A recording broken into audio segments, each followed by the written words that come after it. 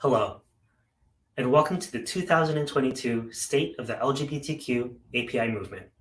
My name is Alex Clearforte, my pronouns are he, him, his, and I'm part of the leadership team of the San Diego Queer Asian Pacific Islander Middle Eastern Daisy American Coalition, CAPIMETA for short, as well as the co-chair for the San Diego API Coalition. I come to you today from San Diego, California, or unceded Kumeyaay territory. Today, we're joined by a group of LGBTQ API community leaders from across the nation to discuss the issues that are important to us. Before we get started, I'd like to thank the National Queer API Alliance for hosting this event, as well as San Diego Pride and the San Diego Queer CAPIMETA Coalition for providing the platform we're using today, as well as the ASL interpreters. Now, before we get started, there's some housekeeping rules. Once again, thank you to the ASL interpreters. We ask that our panelists be mindful of their pace, as well as try not to speak over each other.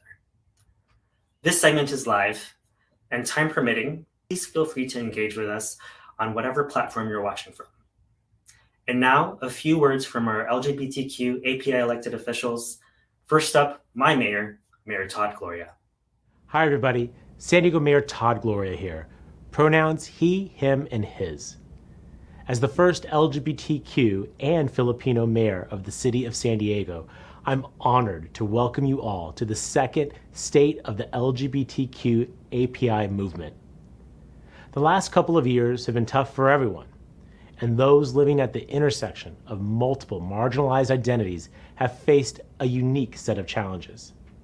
They continue to be disproportionately affected by the COVID-19 pandemic, racism, and hate, which is why it is necessary to create intentional spaces like this one where these discussions are had. It's important to note, these conversations are not just about open and safe communication, they're about turning words into action. And that's why I'm thankful for our hosting partners, the National LGBTQ Task Force, National Queer API Alliance, the Trevor Project, National Center for Transgender Equality, Equality Florida, and San Diego Pride. While we have come a long way, there is still so much work to do. And that's why I'm glad that San Diego Pride and CAPIMETA continue to advance their mission of fostering pride, respect, and equality for all LGBTQ communities locally, nationally, and globally. I hope you enjoy the conversations today and find tangible ways to support our community. Lastly, we'd love to welcome you to our beautiful city for San Diego Pride in July. Take care and happy Pride from San Diego. Thank you so much, Mayor Gloria. Next up is California State Assemblymember Evan Lowe.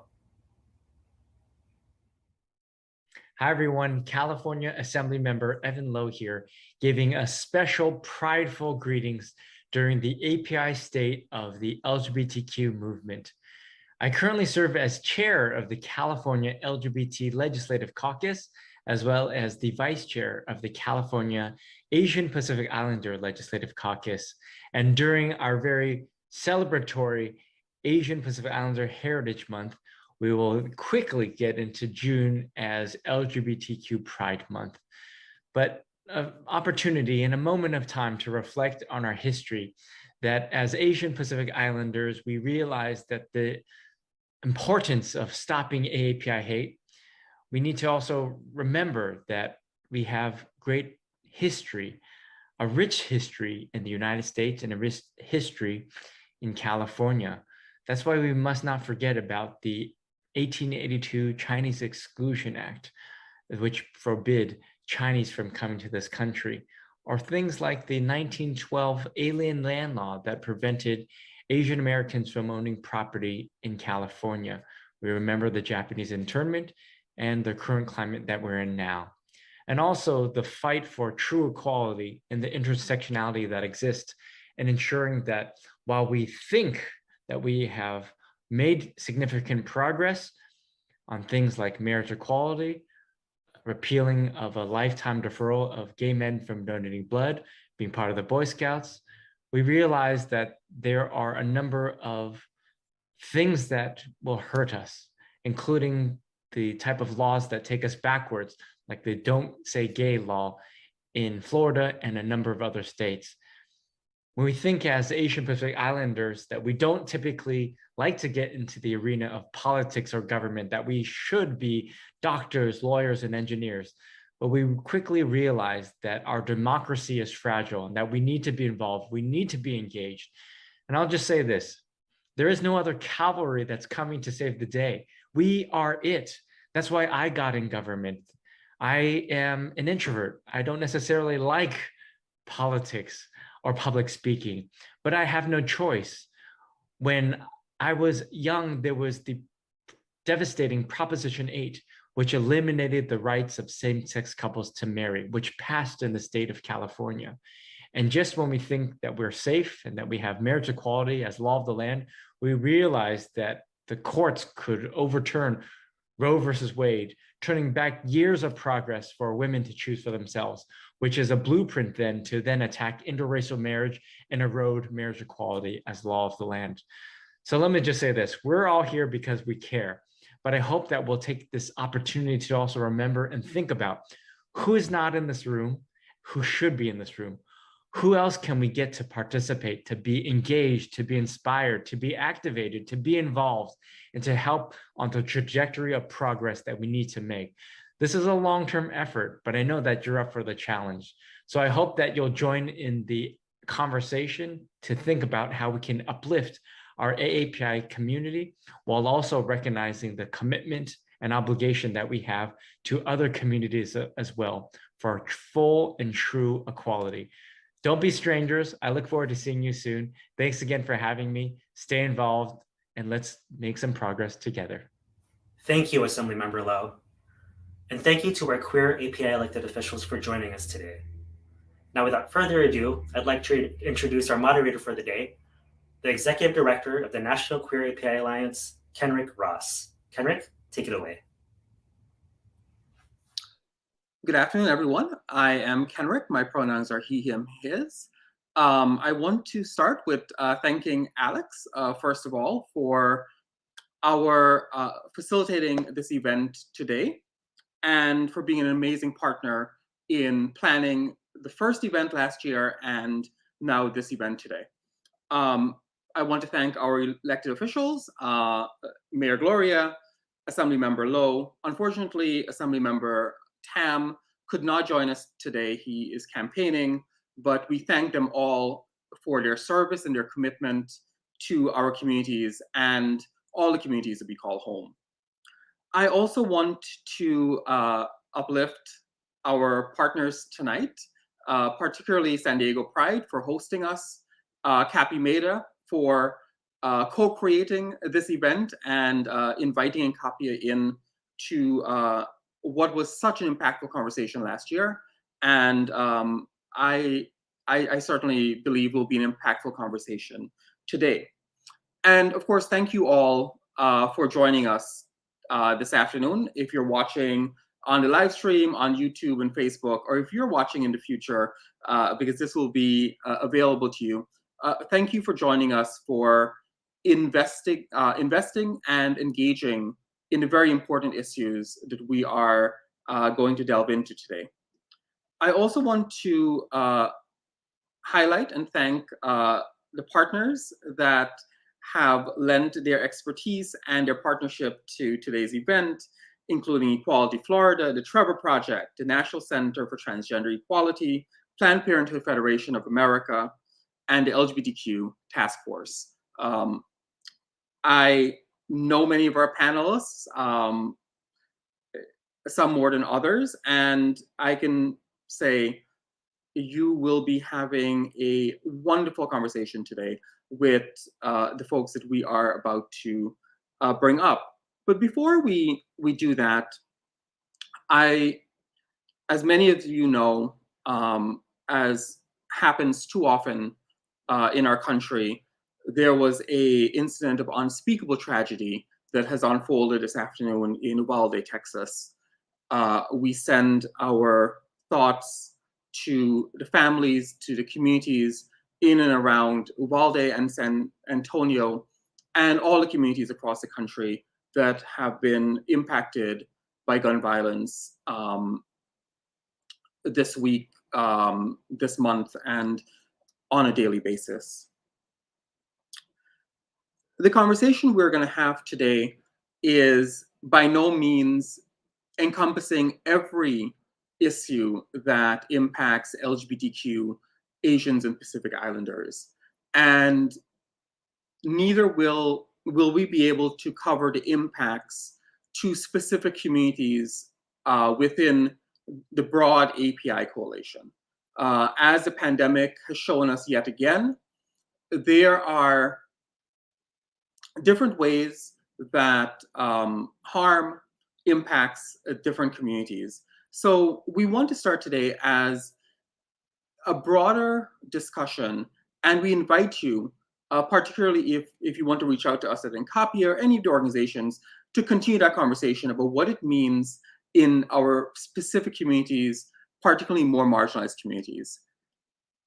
And before we start this discussion of the LGBTQ API movement, I can't imagine where our movement would be without the contribution of Urvashi Vaid.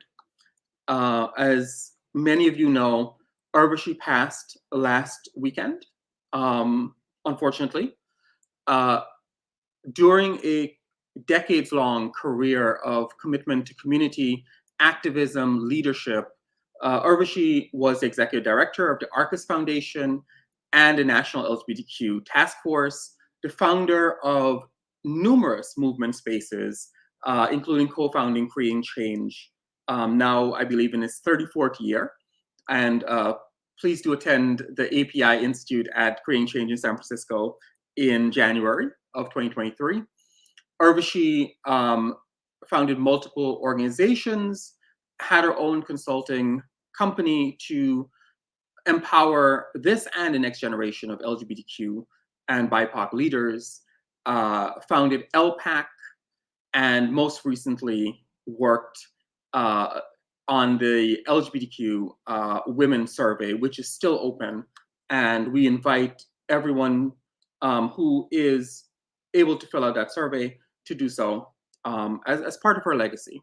But we want to uplift the work, the life, the contributions of Urvashi Vaid. For me personally, I remember the first time I saw the name, I triple checked it because too often folks who look like me, South Asian, are not visible in our movement, much less leading it. And that was one of the many, many parts of our legacy, to allow all of us to see ourselves in this movement, making change and tying all of our movements together. So we wanted to acknowledge and mention Urvashi as we move into this conversation on the state of the LGBTQ API movement. So, thank you, Alex. We are here to hear from our amazing set of panelists. Before we go into individual questions, I will invite the panelists one by one to introduce themselves, their organizations, and a little bit about the work that they are doing and what they'll be speaking on going forward. So we'll start with Nicholas Machuca.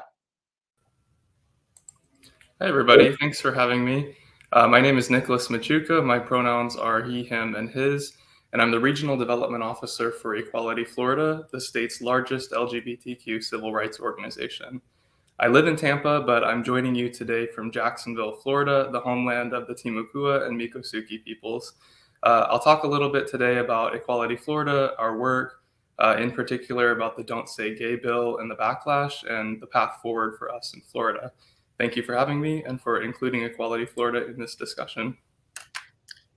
Thank you, Nicholas. And we will pivot it over to our second Nicholas tonight, Nicholas Turton. Hi, thank you, Kenrick. Hi, everyone. I'm Nicholas Turton. My pronouns are he and him. I'm a communications manager with the Trevor Project, the world's largest suicide prevention and mental health organization for LGBTQ youth, excuse me. I'm joining you all here from Los Angeles, California. And today I'm really excited to share some report findings that we have from a new research report that we published last month, which is a comprehensive overview or a comprehensive report that helps illuminate the mental health and well-being of AAPI LGBTQ youth. So thank you for having us. Thank you, Nicholas. Next, we have Alex Del Rosario. Hello, everybody. Great to be here with you all. My name is Alex Del Rosario. My pronouns are they, them, theirs. I am the outreach manager with the National Center for Transgender Equality, which is one of the nation's leading trans advocacy organizations in the country. This evening, I will be speaking with y'all about the U.S. Trans Survey and how we can ensure that as many trans AAPI folks have the opportunity to share their experiences in the upcoming survey. Thank you, Alex. Next, we have Sasha Ahuja. Hi, everyone. My name is Sasha Ahuja. I use the pronouns she and her, reporting to you live from the People's Republic of Brooklyn. So grateful to be here and in this space. In my day-to-day job, I serve as National Director of Strategic Partnerships at Planned Parenthood Federation of America. I'm really grateful to share in this space and be in community this evening. I'm looking forward to talking about how the egregious attacks on abortion access, and in particular, what we have known to be true, that the Supreme Court is set to overturn Roe v. Wade, is a direct attack on queer and trans people, that abortion access is a queer and trans issue, and that is happening at the same time that we're seeing attacks on LGBTQ communities across the country. Thanks for having me today. Thank you, Sasha. And lastly, we have Tiffany Tran. Hello, everybody. Tiffany Tran, she, her pronouns. I am the Senior Legislative Manager here at the National LGBTQ Task Force Action Fund. You know, what we do here in the policy team is making sure that our legislative agenda really reflects the mission and values of our organization, which is all about advancing full freedom, justice, and equality for the LGBTQ community. And later when I dive into the question portion of this panel, we'll be diving into the Equality Act, extending the conversation into Roe v. Wade, of course, and also midterm elections, and which translates over to our Queer the Vote campaign that we're doing as part of our organization. So thanks everyone for being here. Thank you, Tiffany. So in terms of the next 45 minutes or so of our panel, we'll be asking a few questions of each panelist. Before I start that, I also want to acknowledge and thank our ASL interpreters for making this possible for us and being with us today. So I'll start with Nicholas Machuca. Hi, Nicholas. Hey there. So there have been at least 300 pieces of anti-LGBTQ, anti-equality, if you will, legislation that has been part of a tidal wave across the country. Florida has kind of been ground zero. By no means the only state.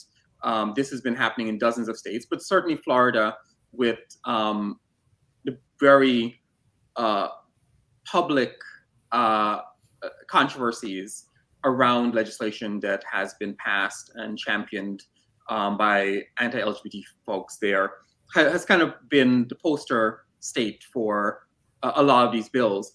Can you tell us some of the legislation that you have seen and how it's impacting LGBTQ folks? Sure. Thank you for the question. So the big one is, of course, the so-called Parental Rights in Education bill that we have called Don't Say Gay. Most people across the nation and many internationally have already heard about this one. It's legislation designed to censor conversations about LGBTQ people in schools. It prohibits classroom instruction on sexual orientation and gender identity in grades K through 3, but then vaguely and severely restricts that instruction during the rest of a student's school years. It's left up to our Department of Education to decide what is appropriate at what age level, and that's the same agency that removed all of its anti-LGBTQ bullying resources from its website last year. We're seeing that it impacts same-sex parents who may be worried about their child facing discrimination in schools. It's impacting LGBTQ educators who fear sharing anything about their families could invoke legal action against them, their schools, or their school districts. And we're seeing that it's already impacting queer young people who struggle disproportionately with isolation, rejection, depression, bullying, and suicidal ideation. So Equality Florida warned that policies like Don't Say Gay and the Stop Woke Act were designed to erase people, erase our communities, to propagandize curriculum, to censor history, and that they would have a chilling effect in classrooms and workplaces across the state.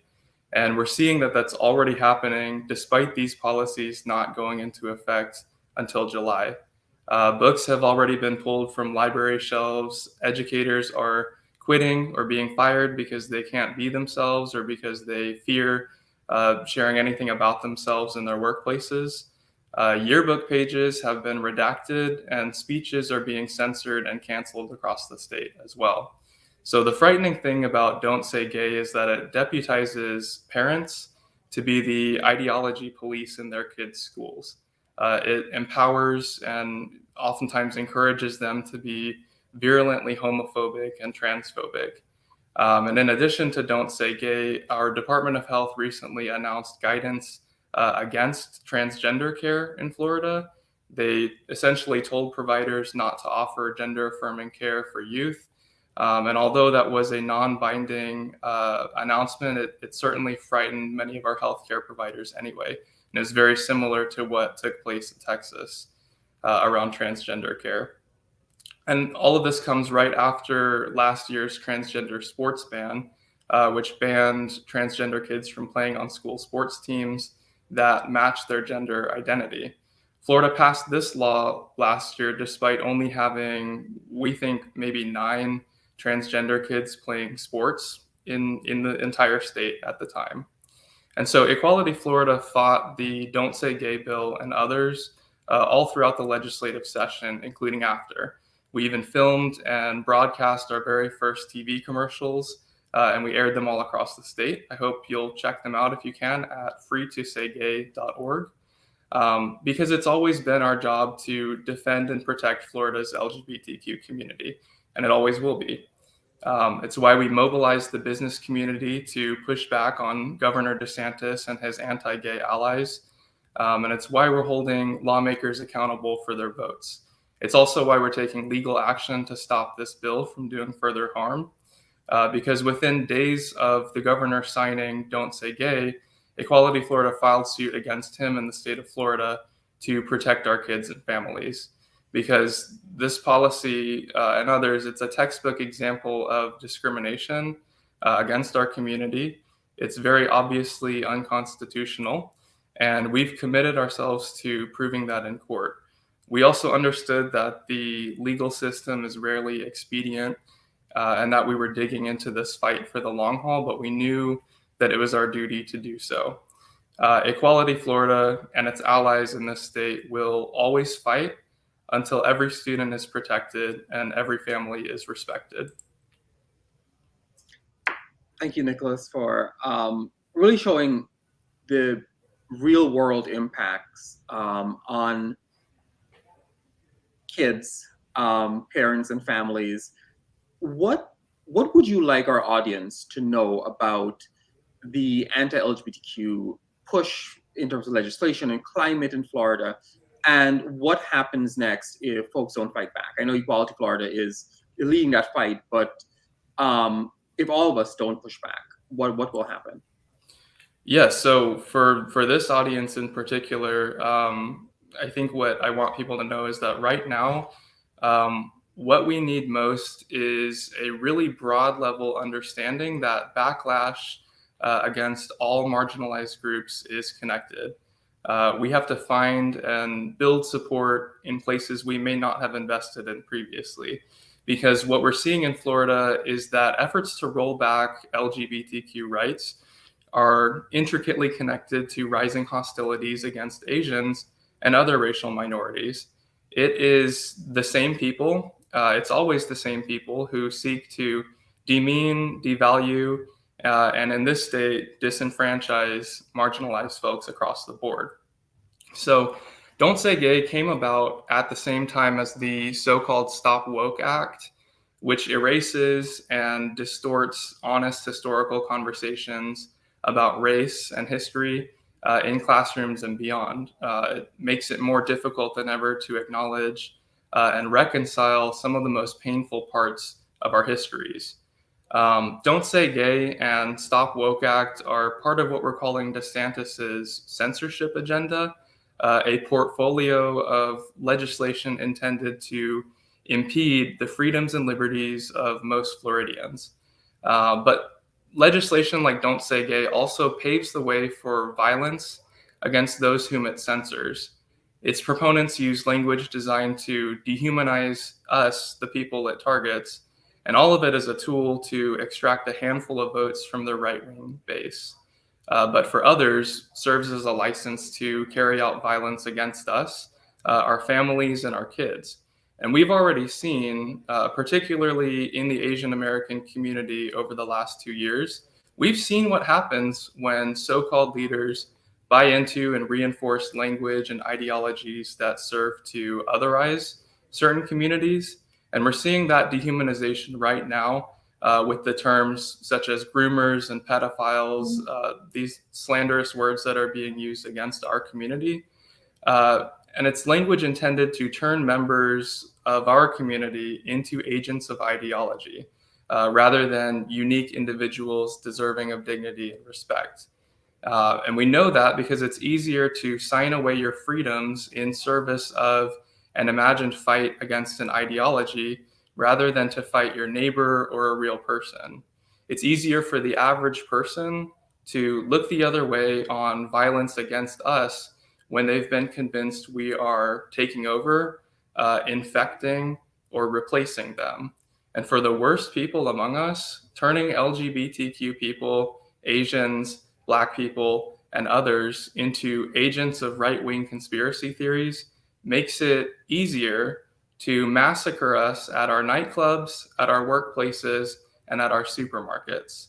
And this is not just a Florida problem, but a national problem. We have at least 2 Florida residents right now who are vying for the presidency in 2024. And it's a race to the bottom between the 2 of them. But the question is, how low will they go? So right now, we're asking folks across the nation from all backgrounds to pour resources into organizations like Equality Florida and its allies to put a stop to the tyrannical ambitions of these dangerous people and their allies. LGBTQ people across the country should never have to know the stress and the pain of living under the rule of Ron DeSantis.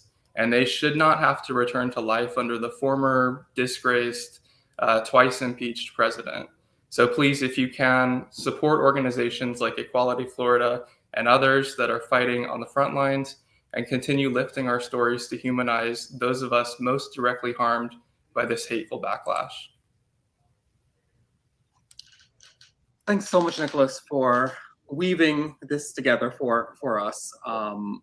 It's, as you mentioned, it's very much the same people pursuing multiple agenda against multiple communities, many of which all of us are a part of. I think my screen is a little bit frozen, but as long as you can hear me, I think we are good to go. I'll now turn to Nicholas from Trevor Project. So, hey, Nicholas. Hi, Kenrick. Hey. So you told us a little bit about what the Trevor Project does in your introduction. Can you tell us a little bit about why that work is so critical for youth and some of the findings of the recent report on AAPI youth. Yeah, absolutely. Just also want to just state I'm very happy to see such strong AAPI Nicholas representation on today's panel.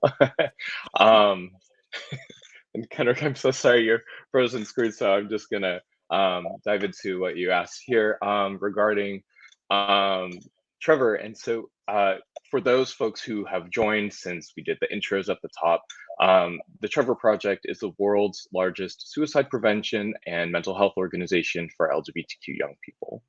The work we do, we lost Kenrick. I don't know, should I continue or? Okay, I'll keep going. The work that we do is so critical right now. The news is filled with a lot of headlines around our country going through a youth mental health crisis with the ongoing pandemic. And research, within the research, we understand that suicide is the second leading cause of death among young people ages 10 to 24. And for LGBTQ young people, they're more than 4 times likely than their peers to attempt suicide.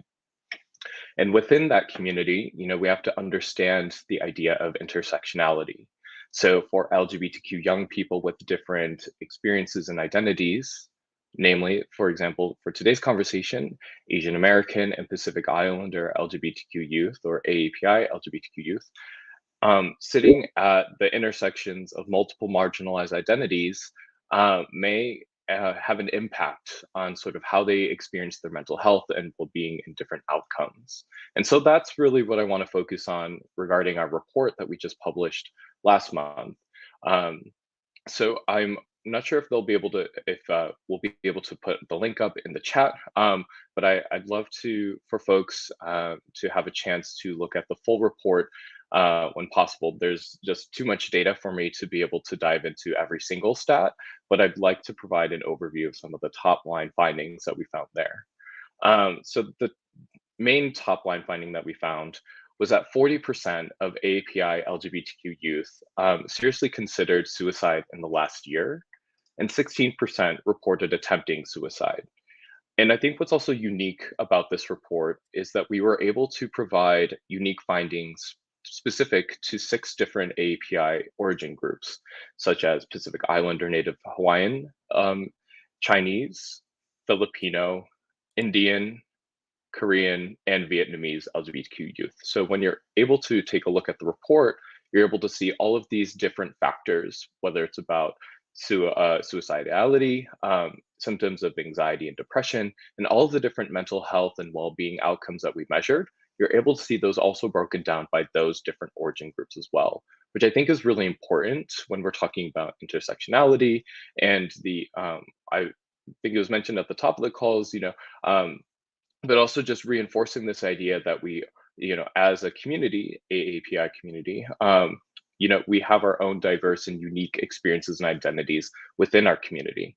And so being able to extract and segment those findings is really important for folks who are trying to serve those specific communities as well. Sorry, I'm going to continue. I think the one other thing I wanted to highlight, at least in terms of the top line findings right now, is that AAPI LGBTQ youth reported double the rates of discrimination based on their race, ethnicity, or immigration status than the general LGBTQ population. So I'm just going to say that again because it's a lot. So within the report findings that we found, AAPI LGBTQ youth reported twice the rate of experiencing discrimination based on their race, ethnicity, or immigration status than the general LGBTQ population. And for those AAPI LGBTQ youth who had those experiences of discrimination and race-based victimization, they reported significantly higher rates of attempting suicide in the past year than those who did not experience those. And so what I wanted to illustrate and tie together here is some of the things that we've mentioned already are that the experiences of being LGBTQ And then being in an environment or society where we have certain heightened experiences of API discrimination, violence, or anti-Asian hate, etc., those can in many ways coalesce, and those experiences of victimization or discrimination can compound, and for example, groups or folks who are identify as AAPI and LGBTQ may be subject to different and unique mental health outcomes, such as increased suicidality, etc. So those are kind of the main top line findings that I think are important to point out to the group right now, and really hope that folks can dive in a little bit more. Kenrick, are you there? Can you hear me? Yes, I can hear you. Okay, great. I am so sorry, everyone. I guess going into our third year of virtual events, we still have some technical stuff to work out. But if everybody could hear my voice, that I think we're good to go. Thank you so much for accentuating the specific findings. I think CAPIA and many of our organizations, data disaggregation is such an important thing because it's so important to tell the stories within communities. So when I saw that report, and I know many of the folks who work in this area, when they saw that report, we were elated that it was broken out. In terms of mental health outcomes, what are some of the factors that have been shown to improve mental health outcomes and indicators for LGBTQ youth, particularly LGBTQ API youth? Absolutely. It's a really important and wonderful question, and definitely want to be able to focus on that. I know that I just went over a lot of the sort of more negative outcomes around mental health or suicide risk, but definitely want to illuminate our conversation with some of the positive factors. And so when we are talking about suicide prevention, we call these protective factors, or within our research, it's factors that we find correlations or associations that when this factor is present, there are lower rates of reported suicidality or attempts of suicide. And so across the board for LGBTQ youth, these encompass some things that are a bit common sense, but definitely want to iterate here. And that includes having supportive family, friends, and peers, having access to LGBTQ spaces. And what that could mean is having living in a home that is LGBTQ affirming, going to a school that is LGBTQ affirming, or living in a community that they feel is also affirming and accepting of their own identities. So those are things that are across the board, apply to generally all LGBTQ youth, regardless of other identities. But I think something that I do want to point out that we found within our report is that for API LGBTQ youth, there was a really interesting protective factor that really stood out here for this group of young people. And that is the fact that those who API LGBTQ youth who reported having a strong connectivity to their own cultural background was found to be a protective factor that we didn't see across other groups. And so API LGBTQ youth who said that either their race or their ethnicity was a very important part of who they are, very important part of their identity, they had reported nearly half the rate of attempting suicide in the past year than those who said it was not important to them at all. And I've spoken with folks on our research team, and we aren't able to really draw concrete conclusions just because this was just reported in this way. But I think it points to this idea that there might be elements of cultural resilience for API LGBTQ youth who maybe are deeply connected with their own cultural roots, or have maybe live within a community, school, or family that maybe reflects this their reflects their race or ethnicity, and reinforces that aspect of their identity. So I think that's something that's really important to uplift here, in addition to all the other protective factors that I've mentioned before. So at the end of the day, creating safe spaces that are LGBTQ affirming is going to help all LGBTQ youth, and particularly our API LGBTQ young people. Wonderful. Thank you so much, Nicholas, for being here, for the work that you do, and for your visibility in our spaces. I am going to throw this over to my often a panel mate and co-host of tonight's event, Tiffany Tran from the task force. And it's, of course, it's great to share the space, and CAPIA came out of a task force conference, Creating Change, actually, that I mentioned earlier. So we always look for ways to partner, and tonight is the latest part of that. So Tiffany, I turn it over to you for the next set of questions.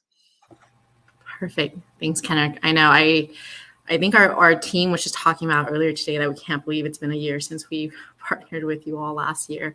But Nicholas, thank you for your questions. We are going to toss it over to Alex from NCTE. We'll give them some time, space to jump on. Perfect. Alex is also part of our Creating Change conversations at API Institute. So really, really great to have you again, Alex. We are going to kick it off with the first question. It's going to be, could you actually tell us a little bit about the US Trans Survey and what's the status of it right now? Yeah. It's really great to be connected with you again, to see you on here, Tiffany. I'm stoked to chat a little bit about the US Trans Survey.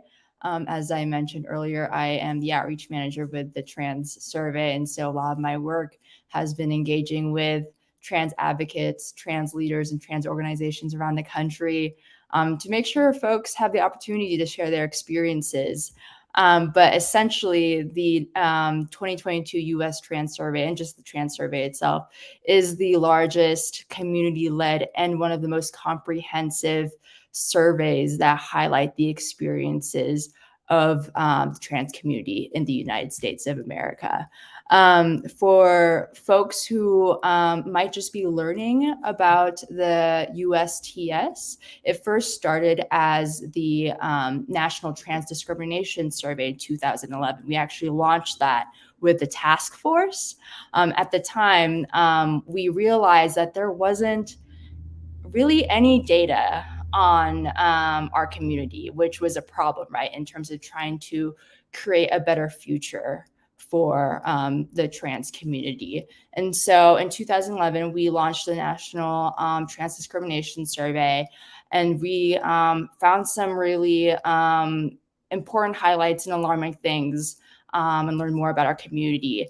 And based on what we saw, we realized that we should continue to host such a survey. And so that's when we then decided to launch the 2015 survey, which is a more comprehensive, all-encompassing survey that touches on more aspects of the trans community and our daily lives. So originally, our plan was to launch the survey every 5 years. But with COVID, we had to delay the survey for a couple years. And so our hope is to now launch the 2022 survey later this summer. And so what does that mean? Who can take it? The survey is open to all trans folks, binary and non-binary. In addition, the survey can be taken by folks who are 16 and up. That's something that we're really excited about. In the 2015 survey, the survey was only open to folks 18 and up. And so based on some of the anti-trans legislation that we're seeing that's targeting youth, we're excited to give the youth an opportunity to share their experiences and shape their future. In addition, in 2015, we had about 28,000 folks take the survey, which was really exciting. And we also found out that there were some communities that maybe got left behind or didn't really have an opportunity to share their experiences. So from that, we decided to identify priority populations that we wanted to center in this upcoming survey. And so our priority populations, while it's open to all trans folks 16 and up, we really want to make sure we're reaching out to trans folks who are Black, Indigenous, or people of color, trans folks who are older. And by older, we've defined that by 45 and over, because till recently, right, the trans community, we don't live for long based on discrimination and violence against our community. In addition to those two priority groups, we're also prioritizing trans folks who are immigrants of all kinds, so documented and undocumented, trans folks who live in rural communities, trans folks who are living with HIV, and trans folks who speak Spanish.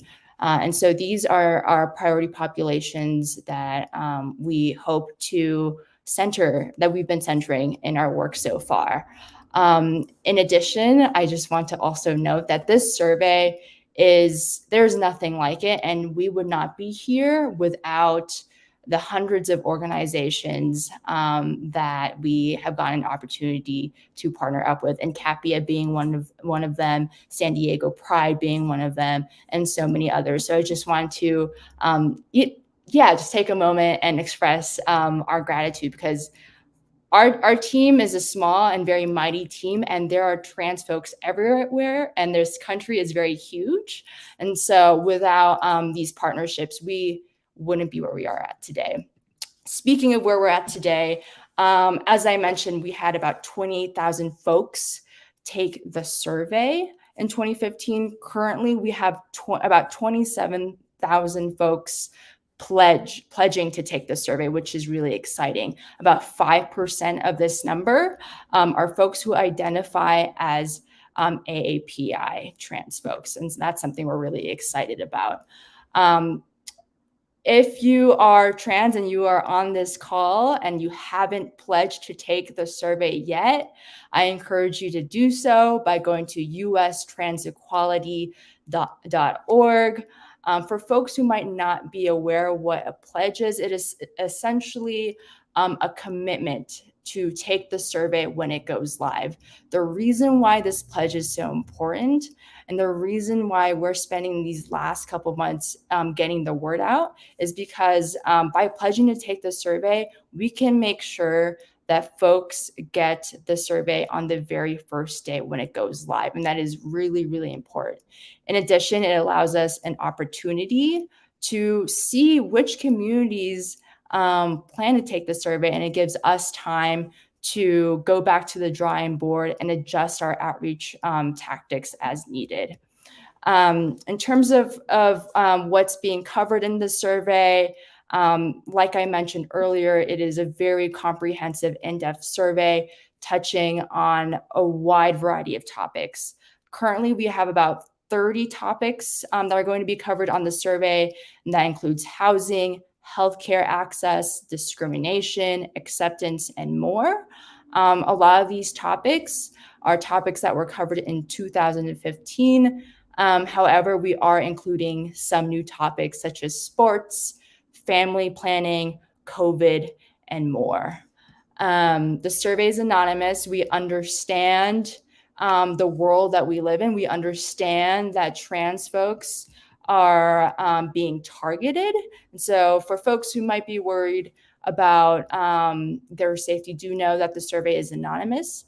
The survey will also be available in English and Spanish, and is also mobile friendly. So if you do not have access to a computer, do know that you can take the survey on your phone, and there will be screen readers for folks who might need that as well. So with that being said, pledge to take the survey, and then keep an eye out for a survey release sometime later in the summer. Perfect. Thank you, Alex. It's obviously very clear that we, heavily rely on surveys such as this one to really know what's going on in our community. But in order to rely on accurate data, we need participation. We need you all to engage. But speaking about participation, Alex, can you tell us a little bit about how folks can get involved and support more on AAPI participation? Yes. There are a variety of ways that folks can get involved with a survey. It is an incredibly important way for AAPI trans folks to share their stories, our stories, and highlight the intersectionalities of our experiences. The survey has been used as a tool to create change and to improve our lives. It's also been an incredibly helpful resource for healthcare workers, educators, and more. And so there are a couple ways for folks to get involved. If you are listening in and you represent an organization, I encourage you to reach out to me. I would love to have a conversation with your organization. You know your communities best, right? While I am based in Colorado, and you might be based in Mississippi, right? Like I as an AAPI trans person, there are definitely some knowledge and experiences that I can contribute, but you know your community best. So reach out to us at US Trans Equality. US Trans Survey at transequality.org. That's our email. Reach out to us. We'll get you plugged in. But for now, spread the word. If you go toustransequality.org, share the link on your social media pages, on your personal Facebook. We have created a very long list of trans AAPI organizations around the country, but there are AAPI folks everywhere who might not be plugged into a survey. So word of mouth and relational organizing is really, really critical in these last couple of months. So spread the word. We're also happy to have informational webinars with your community. If you want to touch on AAPI findings from the 2015 report, that's something that we can totally do as well. Speaking of, we do have breakout reports from the 2015 survey. So if you are curious about some of the findings, you can go to the website that I've mentioned, and then you'll find that there is a multi-100-page report on the findings, as well as a breakout report for each state, which I think is really cool. So there will be a report. So I think, Tiffany, you said you're from California. There's a report there on trans respondents who live in California. There's a breakout report for trans respondents who live in North Dakota. And there's also a breakout report for each of our priority populations. So there is an AAPI breakout report there as well. So there are a variety of ways to get involved. Give us a holler. We'd love to get you plugged in. If you are going to Pride, and I hope you are all going to Pride, we also have palm cards that we can send your way, that you can distribute to the attendees of your Pride or folks who stop by your booth. And I think that's pretty much it. So much data, so much representation. I love it. Alex, thank you so much. Everyone who's watching, we will make sure that every time we mention a link, a website, access to resources, that we will drop it over to the comment section to make sure everyone has access to what we are discussing today. But with further ado, Alex, thank you so much. And we will kick it over to Sasha, of course. Yeah. Hi, Sasha. Hey, how are you? Good. So Sasha is here joining us, as you all know, from Planned Parenthood. So Sasha, just a couple of questions. Taking a deep breath before we kind of discuss the reality we are in, unfortunately. But, we'll kick it off with, let's start really from the basics, right? What was leaked? What was leaked last month was a draft opinion. Can you explain to us when the ruling is likely to come? And until then, what is the state abortion access looking like right now? Absolutely. Thanks so much for that question. Yeah, we'll get right to it to contextualize this moment. So as many of you know, on May 2nd, Politico released a leaked draft majority opinion in the Dobbs versus Jackson Women's Health Supreme Court case. that, as we all read it, intends to eliminate the constitutional right to an abortion that was established nearly 50 years ago via Roe v. Wade. We are awaiting the decision to be final. The decision will come down this term. There are, the fact that this leak happened, as many of us know, was unprecedented. We expect the decision to come down in the weeks to come and are watching very, very closely and making sure that we are ready. But I want to say a couple things about kind of where we're at. One, this was a draft opinion, as we know. Today, abortion is legal in the United States of America. I cannot emphasize that more. For everyone who has appointments, for everyone who is seeking care, please, please, please continue to encourage all people to get the care that they need. If the decision is true, if it is true that the leak that we saw will be the law in this nation, we expect 26 states will ban abortion, leaving more than 36 million people who identify as women or people of reproductive age, people who can become pregnant. They will be left without access in more than half of this country. I want to emphasize what Justice Alito wrote in the decision. He wrote, Roe was egregiously wrong from the start. We hold that Roe and Casey must be overturned. So we're really living in unprecedented times. And I want to underline the fact that we know that those of us who experience multiple barriers to accessing equitable, just, culturally competent, humble healthcare that we deserve, when there are rollbacks on reproductive health rights and justice, we are the ones that are most disproportionately impacted, queer and trans people in particular, that already experience multiple barriers to gender-affirming care. So obviously, we are living in unprecedented times. As an organization, we're making sure that we are turning all the way up, that every person in this country that cares about abortion access is plugging into the fight. Many of you joined us just last Saturday, 10 days ago on May 14th, all over the country. 1 million people across the country turned out and were on the streets in a moment of outrage in reaction to this draft opinion. As we are closely watching what will come down, we know that even more people will make sure that they are vocally supporting abortion access and abortion rights, that we're putting out really, really clear calls to action to our federal government, to the White House, to our members of Congress, and in particular in states where abortion is protected, that we are making sure we're expanding access.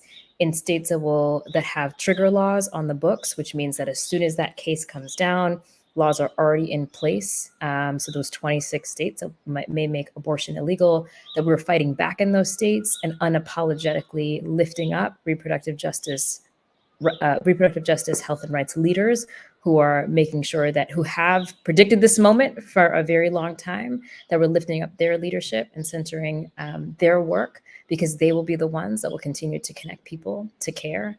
And so that we're working together in this really unprecedented moment in this country where young people are experiencing so much right now, and the reality is that they're going to experience even more barriers to access than perhaps their elders, their parents, their grandparents. And so that's the sort of moment that we find ourselves in, and are really, really proud that so many queer and trans organizations unapologetically are standing for abortion access in this moment. Thanks, Sasha. I think, it's really important that we make it clear, and as you made it clear, that abortion is still legal here in the country. What had happened is a draft opinion. And I know you touched on, if and when Roe v. Wade is overturned, that affects 30 million people across this country. I don't know if there's anything you want to add on to that with both the short-term and the long-term implications, if that's overturned, and then extending beyond that. Why is this a critical issue for both LGBTQ and API communities? Absolutely. So on the abortion access front, many of you know Planned Parenthood, have been to a Planned Parenthood, brought a friend to Planned Parenthood for all sorts of services, including abortion services. And so, so the brand and the sort of recognition of our organization is well known. Planned Parenthood serves about 2.5 million patients a year.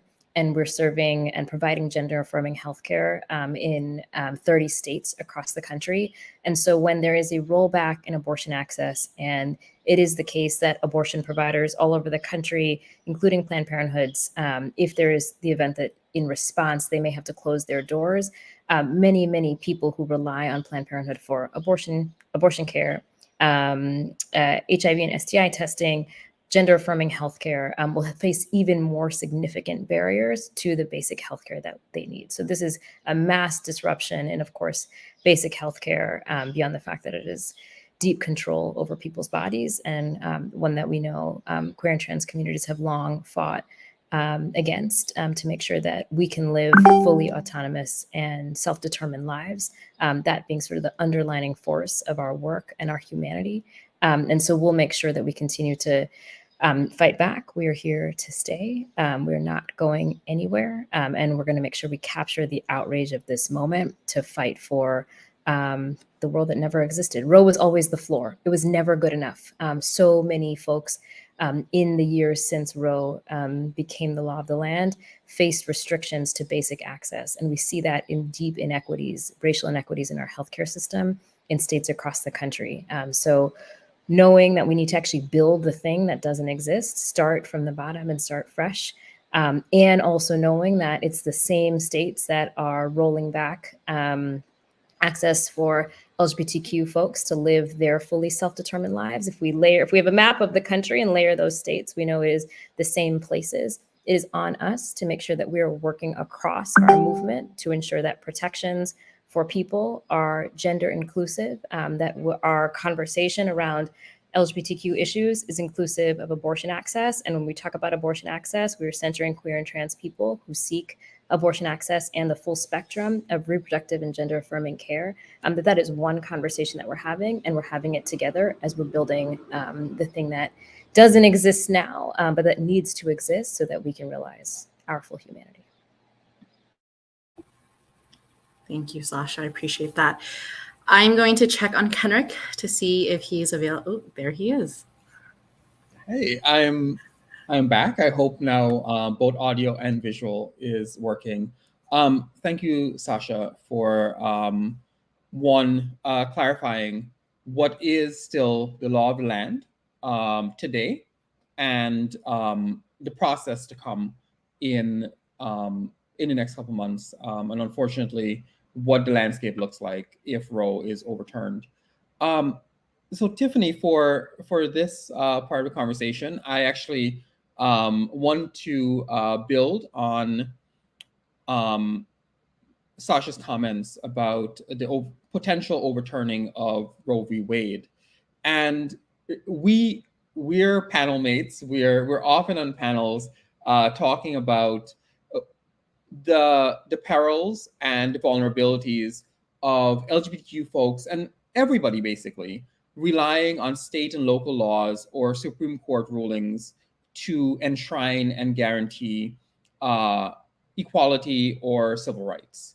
And that got a lot realer. You know, when I think back on the first time Encapia, the task force, and San Diego Pride brought people together for this conversation, it was the same day, same time last year, but a lot has changed. There's much greater urgency.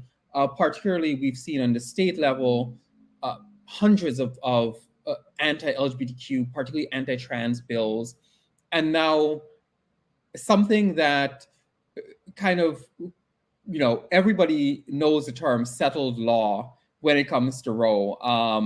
That has been the term that's been used for saying, you know, this decision would not come, including from the people who are likely to overturn Roe. So it's kind of a jolt to many of us that, yes, Supreme Court decisions can be overturned, even ones that we think are enshrined as settled law. And as Sasha also said, this is not just about what comes next, but what happens to millions of people in our communities if Roe is overturned. So what is the work that the task force has been doing, that you've been doing specifically? We've talked about that a lot. And in some ways, what do we have to do to not rely on court rulings and local laws to bring us basic civil rights?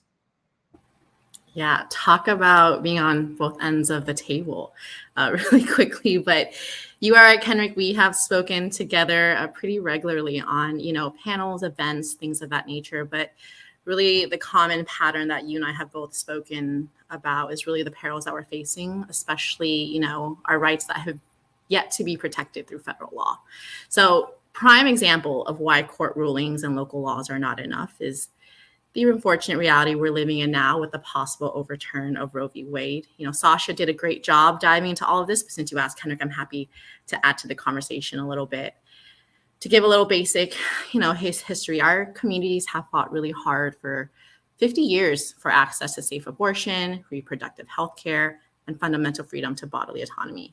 So what that means is this possible overturn threatens the progress that we've made in fighting for these rights, with many states ready to implement their anti-abortion laws if Roe v. Wade is overturned. What's even more unsettling about the fact that the Supreme Court wants to overturn this is, despite the fact that we have research has shown that a full 69% of people in this country disagree with overturning Roe v. Wade. Additionally, where abortion access is restricted, the greatest harms occur to people of color, LGBTQ people living in poverty, and people living in rural areas. But while the public is on our side, public opinion actually means very little if there's no power behind it. So your question of what our org has been doing, here at the task force, we prioritize helping the public and our own community understand the intersections and nuances of how abortion rights are queer rights and vice versa. This will also be very important moving forward as we fight for bodily autonomy for all people. Our organization is also very clear on the fact that this case is a litmus test for just how other LGBTQ plus protections could be eroded by SCOTUS. I know you're aware, Kenrick, but earlier this month, the Senate voted on the Women's Health Protection Act, where unfortunately was blocked with the vote of 49-51, putting senators on record of who voted against our rights, civil liberties, and bodily autonomy. We had known the week before this vote was going to take place. So within this very small time window, we actually, we mobilized hundreds of voters to send close to 1,000 letters to their senators, urging the support of Women's Health Protection Act, sharing the dire impacts to their lives when there's a lack of these federal protections in place. So your question of, why do we need these federal laws, or why can we not depend on court rulings and local laws and state laws? It's a clear depiction. The answer is really clear here with the possible overturn Roe v. Wade. If a Supreme Court ruling is going to be overturned, we are left very vulnerable. Our communities, our most marginalized communities, everyone is left very, very vulnerable depending on the state they live in, who they are, et cetera. And so I know that many of you are no stranger to our Creating Change conference. We've had it for a long time. Kenrick's been, such a partner with us in it, as well as our other partners here. And Creating Change is our premier annual conference that brings together thousands of activists. We have now extended it to a year-round experience, with virtual events focusing on issues important to LGBTQ and progressive communities. What that means is, with what is going on at the moment, we will be hosting Creating Change 365 event to engage and mobilize voters year-round to hold senators accountable and work to protect our reproductive rights and freedom. And before I wrap up this question, I wanted to really just highlight and uplift, Trans/Media, who we partnered with in March. They launched their film, Trans Bodies, Trans Choices, a month-long film series and storytelling initiative centering the importance of reproductive justice for transgender, non-binary, and gender non-conforming people. So again, everyone who's watching, we will make sure that you all have access to these links, these videos. It's very important, to hear about these conversations, talking about, the personal stake that our community has in the conversations about abortion, access to fertility, and other reproductive services. Thanks, Tiffany. And before I move on to the next question, I'm glad you mentioned the way Creating Change has shifted to meet this moment, 2022. And thank you and Alex for your help with putting together the API Institute for this year. Virtually, there was a pivot, and Encapia could not have, of course, pivoted so well without a task force. And Alex, our co-facilitator here today. So I just want to shout both of you out for being credible partners in that way. And again, the API Institute 2023, we would love to see everyone there. So the Equality Act, it seems that we are so close to getting it done, to add these protections at the federal level, not just for LGBTQ people, because we know the Equality Act improves protections for everyone. Its updates to preceding laws are commonsensical in some ways, but we have the House has passed it. President Biden, in his State of the Union, has called on it to be sent to his desk. He has committed to signing it. How do we get it between the House to the president's desk and get it done? That has been the million-dollar question for so long, right, Kenrick? I've lost count of how many events and panels that you and I have been a part of talking about the Equality Act. And so just to reemphasize what Kenrick just noted, everyone, it's very important to note that the Equality Act had passed out of the House more than a year ago in February 2021. So not this past February, but the February before that, meaning since then, the bill has been just sitting in the Senate without certainty of when it will be voted on. It's sitting there while, despite the fact that currently 29 states do not have full LGBTQ protections. And what that means is the patchwork of protections only protect you depending on what state you're in. I want to say it's a scary thought, but it's not a thought. It's not even a concept. It's reality. And so, in this past year here at the task force, we've met with numerous Senate offices to bring a faith-based perspective to senators who have attempted to rationalize the notion that LGBTQ rights were an infringement on religious rights. We've brought together faith leaders from across the country to meet with senators and their staffers to share firsthand their experience and with the support that they've seen in their faith community. We did all that last year, and we are going to continue these efforts until a vote takes place. So when I say patchwork protections, like I mentioned, we have statewide laws, but until we have a federal law in place, we are not protected. So with these patchwork protections, they leave LGBTQ people, people of color, people living with multiple marginalized identities in danger. So I will just be very frank with you, Kenrick. When we had hosted this event with you all last year, it was a couple months after the House had just passed the bill. And our biggest message then was contact your senators, urge them to vote yes on the Equality Act. And yes, while that message is still very present while we're waiting on a vote, I've got to say, candidly, enough is enough.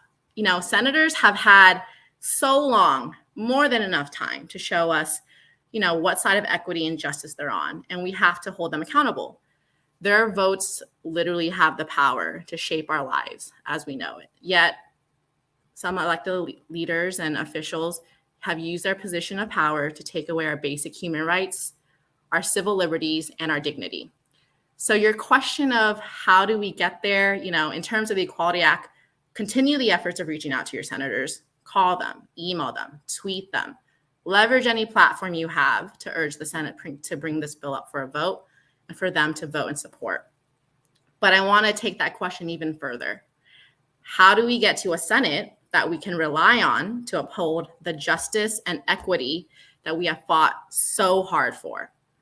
We get there by voting based on political accountability. And what I mean by this is when we look at political accountability, the Task Force Action Fund has launched what we call Queer the Vote. And Queer the Vote is our civic engagement campaign for the 2022 midterm elections to engage, educate, and mobilize LGBTQ plus rights supporters while creating paths to activate and organize with direct action. So despite the historic gains we have made as queer people, our victories are being threatened, accelerating anti-LGBTQ plus, anti-reproductive rights legislation, as well as anti-democratic and voter suppression. So I will end my part with this note that everything that we have discussed here today, everything that the panelists has brought to the table, they are all interconnected. They are all interconnected with a critical emphasis that who we elect matters. And when their votes do not reflect the humanity that we've elected them to uphold, we have the power to shift the debate, right? We have the power to hold our elected leaders accountable in the upcoming elections and continue to leverage our collective power to build and reclaim our democracy. So with all this coming on, I just want to end it with that note that yes, the Equality Act is still on the table. Yes, we are hopeful that it will be taken up for a vote. So please continue your efforts. But as we have the midterm elections coming up, I want everyone to please keep in mind, that it's all about holding elected officials accountable and making sure that we contribute to the type of society and world and country that we want to be a part of. Kenrick. Wow. Thank you, Tiffany, for giving us next steps on how we can get this done. So I'm going to bring in the rest of the panelists for a few questions. I think we only have maybe time for 1 or 2 questions. And Nicholas Machuca, unfortunately, could not stay for the rest of the portion, but he did want to share a statement with everyone. So I am going to share that statement with you. So let me read it. And Nicholas was talking about the idea that sometimes we feel that we're not politicized or we don't get into politics. And you want to say whether or not we choose to engage, powerful people already see us as political pawns. AAPI folks, LGBTQ folks, and all other marginalized and minority folks, we can and we must engage. And I think that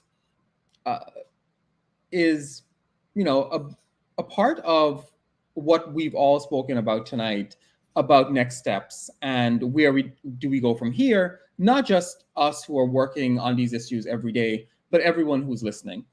So a question that came up, I'm going to read this. If anyone who wants to jump in, if you could briefly tell us how you got started in advocacy work and how other folks who are listening today, because as we said, we need everybody to be advocates. What would you recommend for them to get involved, whether it is your issue or all the issues covered tonight? And as I said, there's so many other issues that are impacting our community. So how did you get involved, and what would you recommend for somebody else to join you?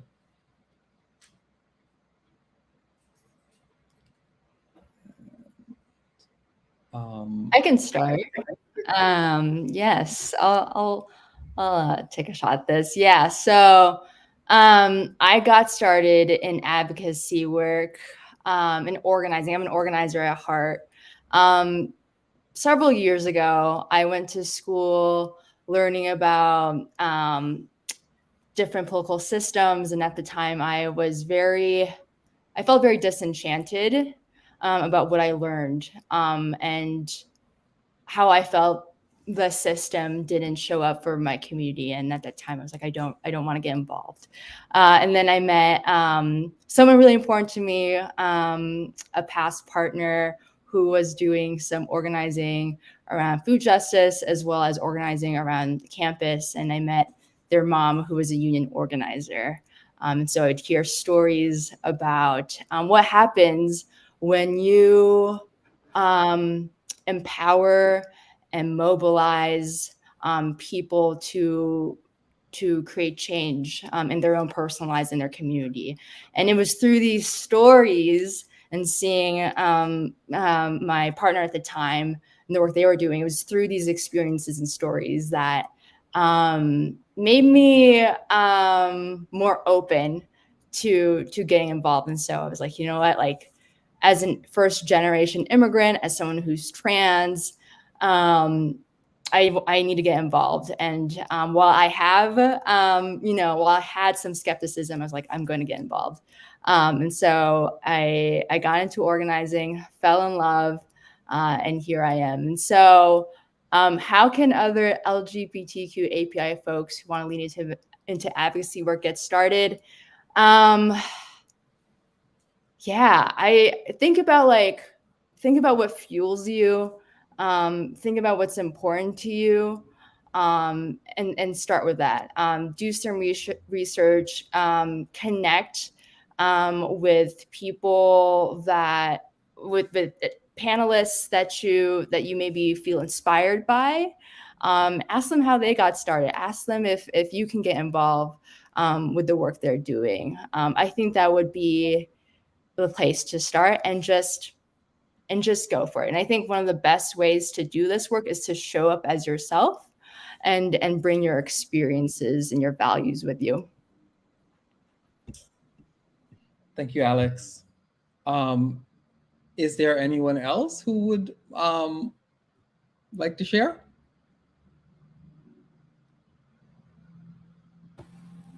I've spoken a lot, so I just wanted to see if there's space for anyone else to chime in. I can share. Hi. I got started in movement work when I was a young person. My dad drove a yellow taxi in New York City, and I got involved in the Yellow Taxi Union, a group post 9/11 New York City, where our identities, to the point raised earlier, were deeply, deeply politicized, whether we liked it or not. And a quote that I think about I attended the City University of New York, and a quote from a professor, his name is Hank Williams at the City University of New York at City College, in a class that I took, sort of reminded me, like, once you start organizing, you just start, and organizing amongst your people, you start to see yourself in a different way. And truly, like you said, there are the ways in which hatred and internalized homophobia, transphobia, racism is baked into our beings, whether we like it or not. We start to unlearn those practices in doing movement work together. So that was very true for me, and finally feeling kind of pride in who I was in my community, being able to build and move and organize in a way that I had never seen before. So it wasn't queer organizing that got me plugged in, but you find your core people at every organization and in every movement. Feel incredibly grateful for that. And most importantly, to be able to do work in the place that I am from. Thank you, Sasha. Anyone else? I think we have time for maybe one more panelist, then we'll move on to our closing.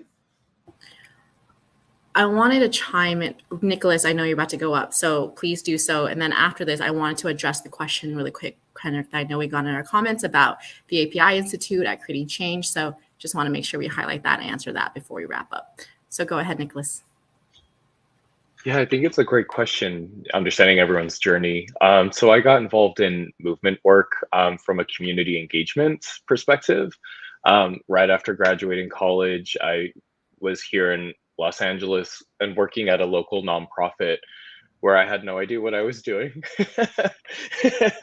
But I had the opportunity to work at a variety of intersections. I was working with the LGBTQ community, and particularly trans women of color, but then also had opportunities to also work in community health education with people experiencing homelessness who are directly impacted by the opioid crisis. And so those were a lot of unique different intersections just to see how all different systems impacted marginalized communities. And I think it really affected me in a way to understand how systems work, how we work, from the ground up to change them.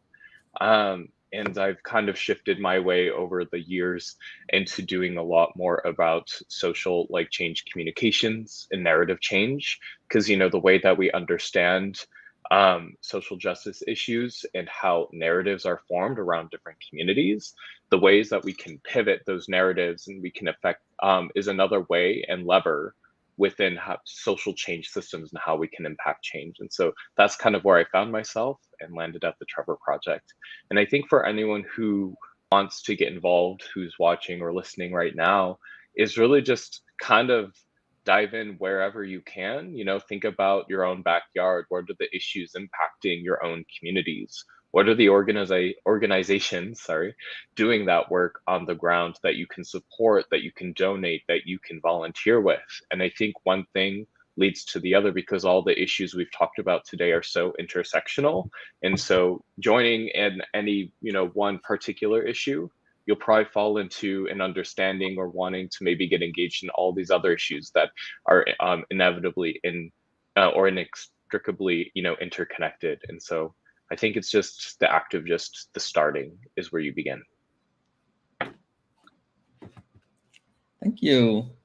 So I think we've heard a diversity of perspectives of how folks have come to this work, and from the passion of the responses to our questions, basically why we're all staying in this work. And I know we've given all of you at home a lot of information tonight. We wish we could have covered more topics and drill down deeper into how this impacts, how many of these issues impact specific communities. And as I said, this is a starter conversation. We need many, many more conversations. And Copy is here to do that. I know Task Force does that on a regular basis, and all of our organizations are committed to doing that. So I will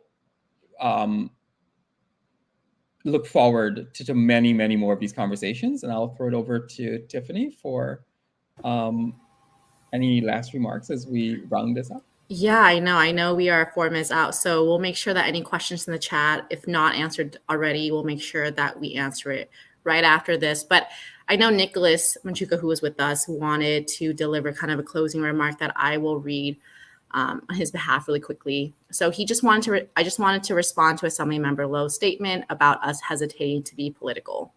It doesn't matter, because we are all already politicized. Whether or not we choose to engage, powerful people already see us as political pawns. AAPI folks, LGBTQ folks, and all other minorities, we can and must engage. And again, those are just some remarks from Nicholas, who wasn't able to stay the whole duration. Again, any questions in the comments that need to be addressed that have not yet, we'll make sure we do so right after we close this out. But Kenrick, I believe I'm kicking it back to you for closing remarks. And again, just want to thank everyone for being here. This is our second annual LGBTQ movement, API movement that we've hosted with our dear friends and partners here. So our biggest gratitude to all again. Absolutely. Tiffany, fantastic once again to share space with you for the second year in a row for this event. And of course, unfortunately, having this conversation about the Equality Act and getting it done, but you have certainly laid out where we go from here. And everyone else on this panel has done the same on the issues that they were speaking on. There is a lot of work to be done. If there's one thing that I think we can all take from this, that there's a lot of work that is being done and progress is being made, but tons of things that need to be done. So as I said, start a conversation.